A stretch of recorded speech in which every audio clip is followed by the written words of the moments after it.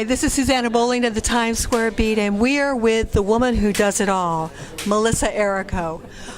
You're a mother, you're married to a man that brings tennis to the nth degree. You're on a TV show. Not on the TV show anymore? No, I am on. I was a recurring character on a TV show. You're very kind. I love all that. And you vocally can sing anything. Where does your heart lie? Musical theater. My heart lies right here in the theater district. That's where I fell in love with musicals when I was 12. I saw On Your Toes, which was a Rodgers and Hart musical. It was a jazz-based musical, but it had great characters and tap dancing, and it had everything. It even had a classical ballerina in it, Natalia Makarova. It had wit, and I just fell in love with musical theater and all the colors that it has. It's not a profession that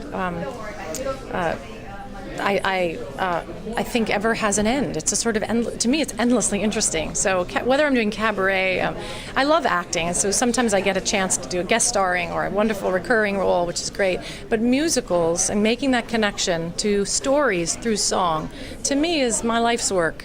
Just my life's work. I love to do it. I think you tell stories better when music starts. Absolutely.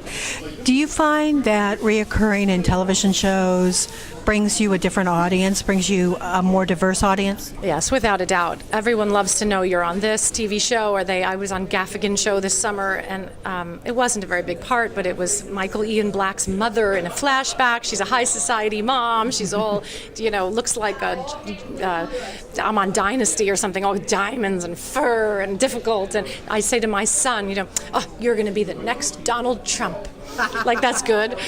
And so people remember that because they saw it in their kitchen or in their house, in their living room. So it's good to do, and it's fun. It's fun work. And it's not unlike theater in some ways. There's so much technical skill involved. You need to know where the camera is. You need to work quickly.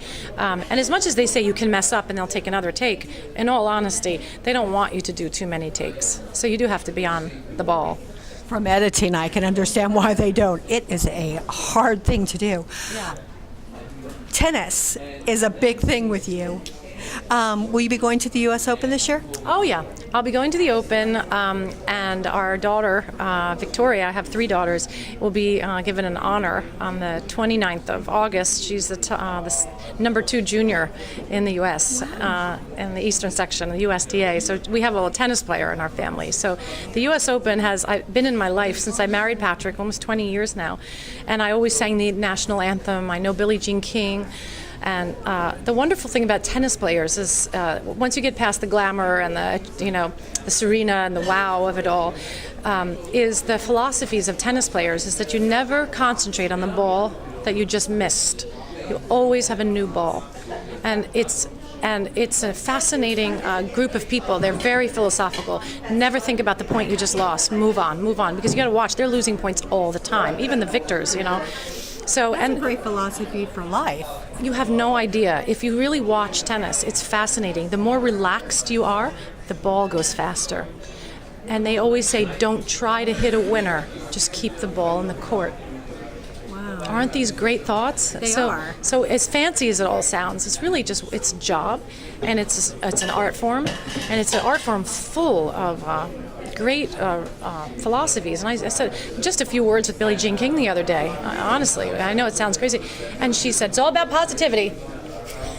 But that's a great stance for life. It is. Now you got to sing for the RNC convention. No, the what DNC. Was that? I get these all wrong. No, it's okay. It's because I'm so non-political. Exactly. But it was the Democratic National Convention, and I was there. It's the Hillary version. It was the Hillary group, and we were there as an army from Broadway of light and hope in a time, obviously, of great fear and anger. And I know we watched the room. It was really stirred, and we were just very humbled to be there.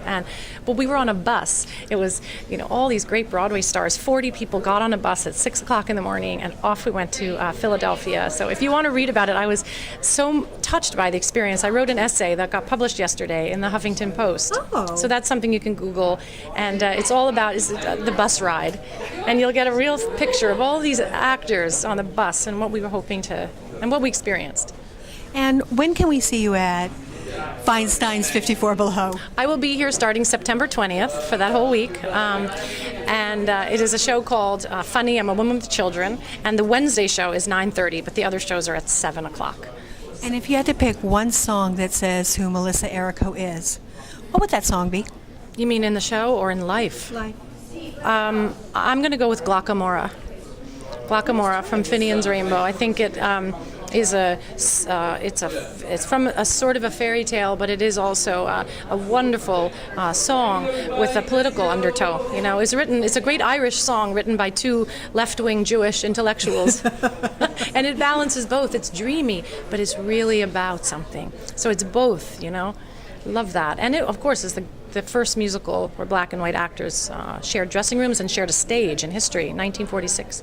So it's a centerpiece song of a show that I think is really, it's unfortunately topical, but it's a beautiful song and a beautiful, I think if I had to just sing one song and say goodbye to the world, I'd sing that song. Thank you so much.